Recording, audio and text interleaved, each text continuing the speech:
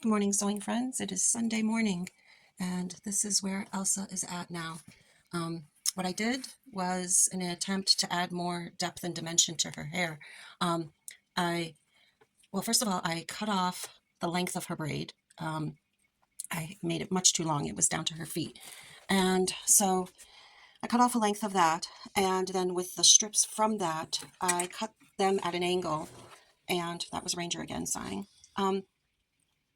I took two strips and made that, I think it's called a forelock. And so it goes across the back here to add depth to her hair and make her less look like a towel head. So I think that looks pretty good. And then I did the same thing on the opposite side. I'll make the snowflakes that are along the length of her braid, and I'll treat the knot in each length of thread as the center. And that way I can try to hide the knot, but also, create a center. And then I'll work on the final embellishments to Anna. What else? Oh, I think last night I also did stitch together the perimeter. It's not done absolutely perfectly. There's some extra gathering. I think it's because Anna's skirt is slightly fuller or has a larger circumference than Anna's, but I think it'll all be fine. When they're displayed, you can't really tell that there's a little bit of gathering down there.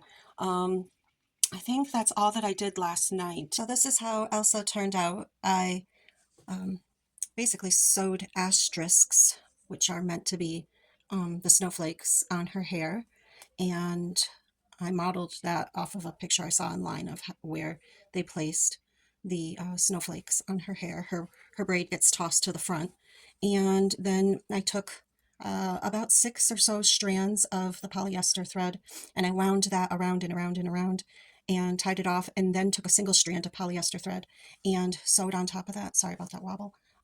So I sewed around that to secure that so it can't be picked off. So I'm pretty happy with how she turned out. I think if I was to make her again, I wouldn't do this shape head, this pancake shaped head, because I think it really does injustice to the depth of her face. I maybe use a grayish black instead of the stark black to do her eyeliner. So now I'm going to do the finishing touches on Anna. Sorry about that wobble. I need to add a choker necklace to her. So I'm going to use this fabric and basically make a binding, like a bias binding, folding it over on itself. And then I'll make a amulet type of shape, like a oval. And I'll probably have to use a turned edge applique to get all the edges down, and then sew that all on. And then I think I'll be done. Okay, so what I've done at this point is I quickly sketched out an oval. I didn't even measure it or anything. I just sketched it out because it's about 9:20 Sunday morning and I'm skipping going to church, so I can finish this and then get in maybe an extra hour of sleep. So it's roughly 2 inches tall by, let's see, just about 1.25 inches wide. Okay, so I sketched that out. I cut out my bit of fabric. And then to make my applique template, or English paper piecing, but it's really applique at this point, I measured on Anna. I did make this collar. I think I made it, 6.5 inches long, 1 inch wide, and then folded it along the center, and then folded in each edge so that I could top stitch it. I wrapped it around her neck. It's not sewn on yet. I could have made it more narrow, but again, I'm pressed for time. So that's the way it's going to be. And the amulet, whatever you want to call it, here, it will rest at the top of her dress, but that's the way it's going to be because I'm dealing with a really tight scale here. So I measured how tall do I want that pendant. We can call it a pendant. How tall do I want that pendant to be? And I wanted it 3/4 of an inch. So I traced this out again, and then I was dealing with its own piece. And then I put in a top and a bottom line and then sketched out a oval.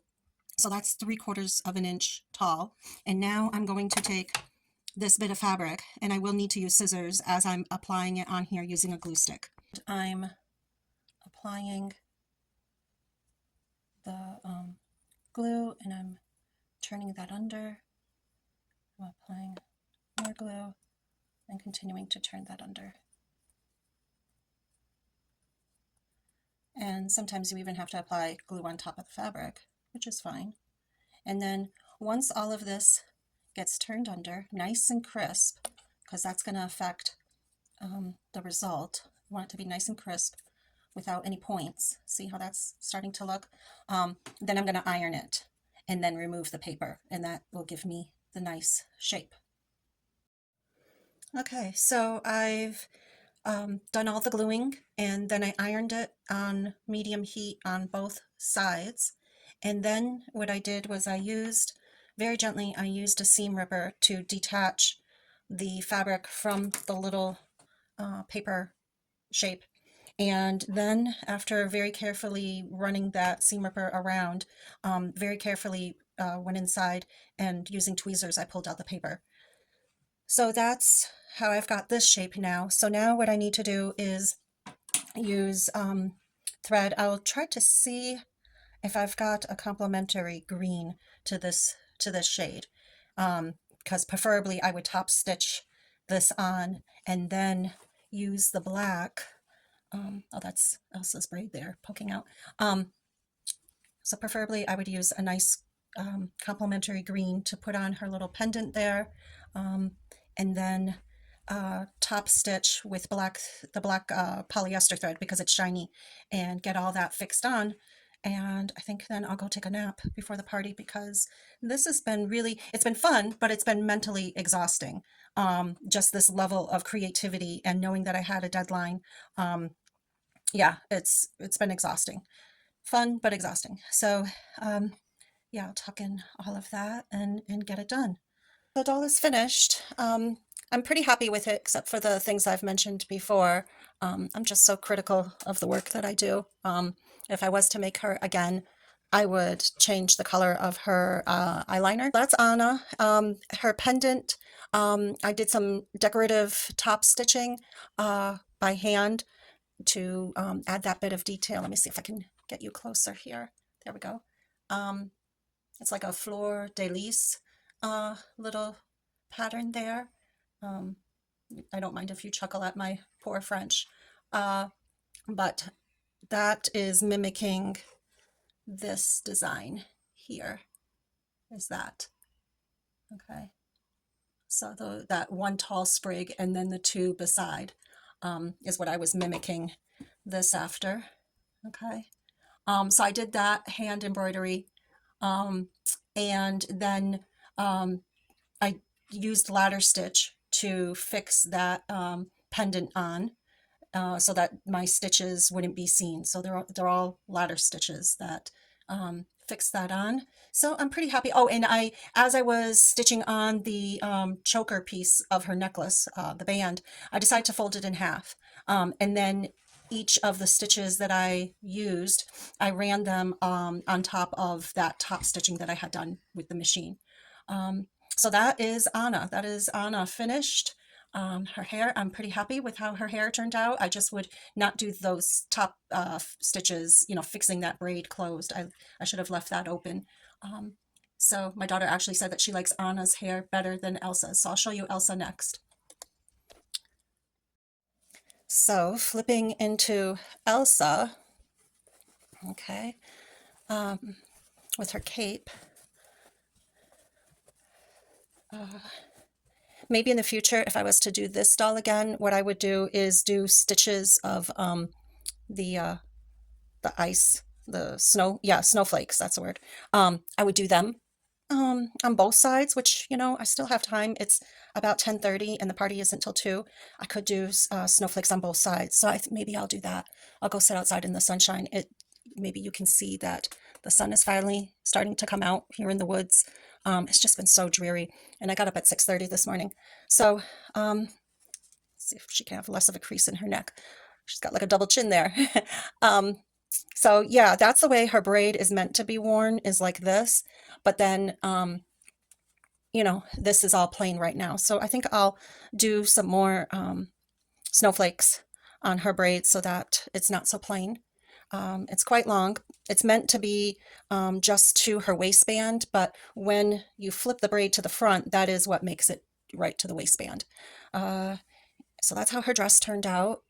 She's quite plain compared to the detail that I did with Anna. So, okay, so this is the final result of the doll.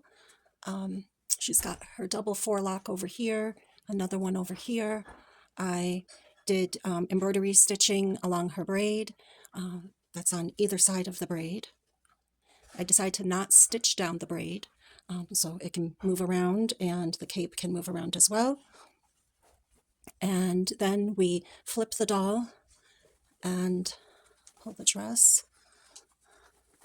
And then we have Anna, and Anna's got her pendant, which is top stitched embroidery, and her hair is all felt with some accent bits here, and her braid goes across the top. And there's her bun and her dress. And that's it. So another Topsy Turvy doll done.